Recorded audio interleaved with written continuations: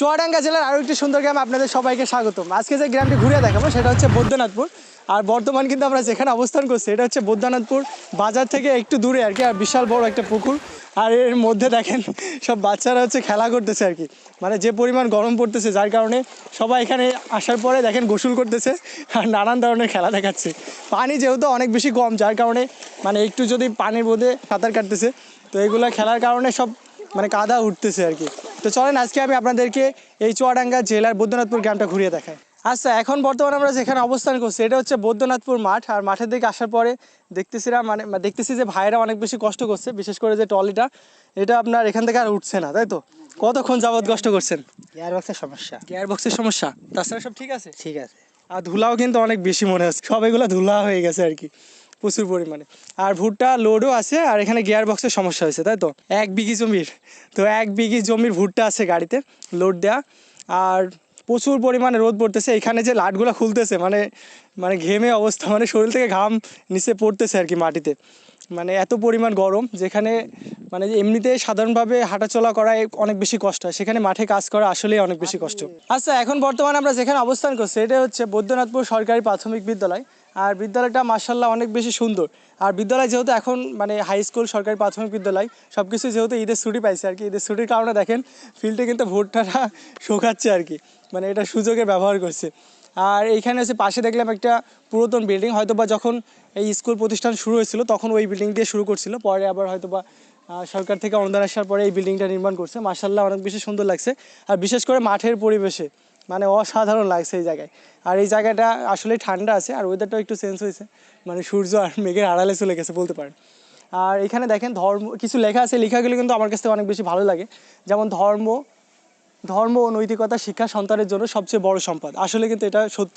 ধর্ম এবং শিক্ষা আমাদের জীবনটাকে সুন্দরভাবে সাজিয়ে দেয়। আর যে শিক্ষাগত যোগ্যতা, যে ডিগ্রি থাকলেই যে আপনি শিক্ষিত হবেন বিষয়টা এরকম না। মানুষের সাথে কেমন আচরণ করতেছেন, মানুষকে কতটা রেসপেক্ট করতেছেন, তো এইগুলোর পরে নির্ভর করে আপনি কতটা শিক্ষিত বা কতটা ভদ্র এটা হচ্ছে পরিচয় পায় আর কি। তো মার্শাল্লাহ অনেক বেশি সুন্দর এই বৈদ্যনাথপুর সরকারি প্রাথমিক বিদ্যালয়। এখন বর্তমান আমরা যেখানে অবস্থান করছি এটা হচ্ছে বৈদ্যনাথপুর কেন্দ্রীয় ঈদগাহ ময়দান। আর ঈদগাহ ময়দানটা হচ্ছে ছোট আর কি, মানে গ্রামটাও অনেক বড় কিন্তু ঈদগাহ ময়দানটা হচ্ছে অনেক ছোট দেখেন। আর এখনও কাজ কমপ্লিট হয়নি, কিছুটা বাকি আছে। এই যে এগুলো দেখতে পাচ্ছেন এগুলো হচ্ছে কাতার সোজা করার জন্য মূলত এই যে দাগটা দেওয়া হয়েছে চুন দিয়ে। তো এইগুলো নামাজ পড়ার সময় কিন্তু খুবই প্রয়োজন কাতারটা সোজা রাখা আর কি বিশেষ করে। আর কেন্দ্রীয় ঈদগাহ ময়দানটা মার্শাল্লাহ ছোটো হলেও কিন্তু অনেক বেশি সুন্দর আর কি। আর দেখেন পাশে কেন্দ্রীয় ঈদগাহ ময়দানের চারিপাশে হচ্ছে বাড়িগুলো দেখতে কিন্তু অনেক বেশি সুন্দর লাগছে এই বাড়িগুলোর কারণে। আর এই কেন্দ্রীয় ঈদগাহ ময়দানের সাথেই হচ্ছে আবার মসজিদটা 2 তলা আর কি, এখনও কমপ্লিট হয়নি, উপরটা নিচটা মোটামুটি কমপ্লিট হয়ে গেছে। আর মার্শাল্লাহ অনেক বেশি সুন্দর লাগছে কিন্তু এই মসজিদটাও। তো মসজিদ আর কেন্দ্রীয় ঈদগাহ ময়দান যেটা মানে দুইটা একই সাথে। কবর হচ্ছে একটি শান্তির জায়গা, যেখানে দেখেন নীরব নিস্তব্ধ, পাশে হচ্ছে মেন রোড, এখান থেকে গাড়ি চলাচল করতেছে। আর এই জায়গাটা একদম নীরব। আর কিছু ছাগল যেখানে কবরের মধ্যে ঘাস খাচ্ছে আর কি, যেহেতু ঘাস অনেক বের হয়েছে, ডুবলা ঘাস বিশেষ করে, তো এই ঘাসগুলো ছাগলে খাচ্ছে। আর জায়গাটা আসলেই নীরব। তো এইখানে একদিন সকলকেই যেতে হবে আমাদের, মানে আজকে অথবা কালকে, এভাবে সবাইকে একে একে চলে যেতে হবে এই পৃথিবী ছেড়ে। মাঝখানে আমরা যে ভালো কাজ বা খারাপ কাজ যেটা করব সেটারই ফল কিন্তু এই কবরস্থানে এসে এই কবরের মধ্যে আমাদেরকে সেই ফলটা ভোগ করতে হবে আর কি। তাই আমরা কিন্তু অবশ্যই ভালো কাজ করব।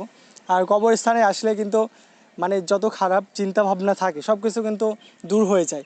এই যে এমন থাকে না যে প্রচুর টাকা অর্থ সম্পদ উপার্জন করতে হবে বা হারাম কাজ করতে হবে, যে কোনো একটা এরকম একটা মাইন্ডে থাকে আমাদের চিন্তা চেতনা, সেইগুলো যদি আপনি কবরস্থানে আসেন সেগুলো থেকে একদম মানে বের হয়ে আসতে পারবেন, দূর হয়ে যাবে, ওগুলো আর মাথায় আসবে না যে এইখানে যেতে হবে, তাহলে এত সম্পদ এত মানে হারাম পথে উপার্জন করে কি হবে, যদি আমাকে এখানে যেতেই হবে, এখানে গিয়ে আমার তো সম্পদ তো আর কাজে আসবে না।